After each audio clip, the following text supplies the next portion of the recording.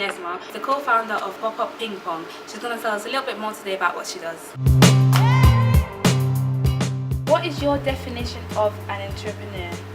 I think an entrepreneur is someone who sees an opportunity in something and then takes the risk to make it happen. And I think it's also someone who sees potential in themselves with multiple kind of talents and doesn't want to just settle for nurturing one of those, but kind of using all of them to make business or kind of, you know, give something to people.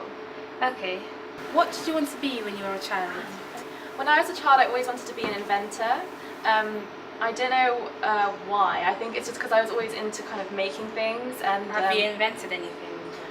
No, I mean these are kind of like I had a kiddie sketchbook type thing in which I did a rainbow bed on wheels, and that was my kind of pride and joy of inventions. Could you tell us a bit more about Pop Up Ping Pong? Yeah.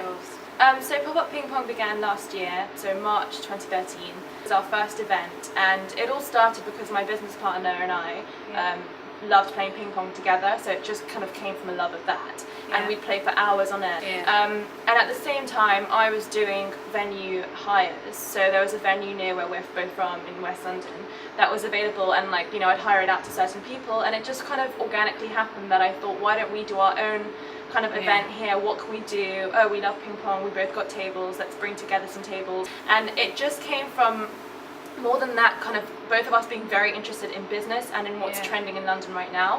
Have you come across any obstacles whilst you were setting up this business?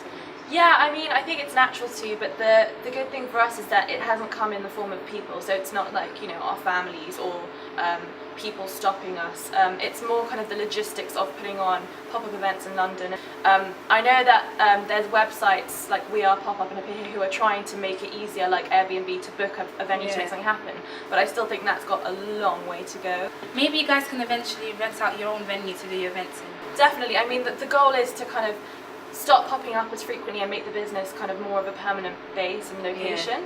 But I still think the pop-up industry in London is just so vibrant, and it allows entrepreneurs to test their ideas out and stuff. So I feel like I wish that the property market kind of reflected what was going on in terms of the richness of what people are trying to do in London. What was your biggest turnout, would you say? Our biggest turnout was about 450 people in Pimlico in London, and that was in July of last year. So during summertime, a lot of people like to. Yeah, and it was a great venue, and kind of by that point we'd really got our offering down. So kind of all the little hiccups at the beginning were all out, and we were doing really good kind of events and stuff. Brilliant. So when is your next event? We're in Peckham every Wednesday, and that's kind of a smaller thing where there's one ping pong table that you can book out from 6 till 10. Okay. But our next kind of big blowout event is coming up. We're due one probably in around May, and at the end of April, the 24th of April, we're in Stour Space in Hackney Wick, and that's kind of an in-between event. So that's going to be 6 ping pong tables that you can book. It's going to be really good. It's right on the river as well, so it's really cool. I wish you the best of luck with that. Who would you say inspires you the most? It's really cliche and a bit boring because you guys don't know them personally, but my parents probably, just because I'm not one of those people who kind of idolizes people I don't know. And my parents are everyday kind of heroes of mine, and they're probably encourage you and push you to do what you want. Exactly. So going back to the obstacles question, they've never been an obstacle in these things, and I think they realise that it's not just kind of doing a party once a month and that's it. It's with a bigger goal to kind of actually establish myself as an entrepreneur, along with my business partner Amin, who couldn't be here today. But so them and the way they've been successful in their own careers and done what they wanted to do in spite of what anyone else said to them. So do you have any advice to give to other entrepreneurs? If you have a kind of an idea that you think is really good, then you should definitely go for it. Do lots of research on it, and I think making connections with other people who could help you out in whatever industry that you want to do is really important. And one more question. What legacy would you like to leave behind? What would you want people to remember you by? For doing what I kind of believe in and not feeling pressured to do what society kind of makes you think that you have to do. Stand out. Yeah, stand out, and kind of I also feel very strong about women in business, so I hope that people kind of see me as one of those people down the path.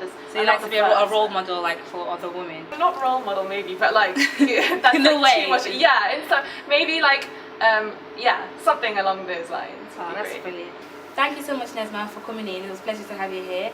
And I hope you guys enjoyed the show. I hope you guys will be there on the 24th of April at her event at Star Space, because I definitely will be there. And I'll see you there too. Bye!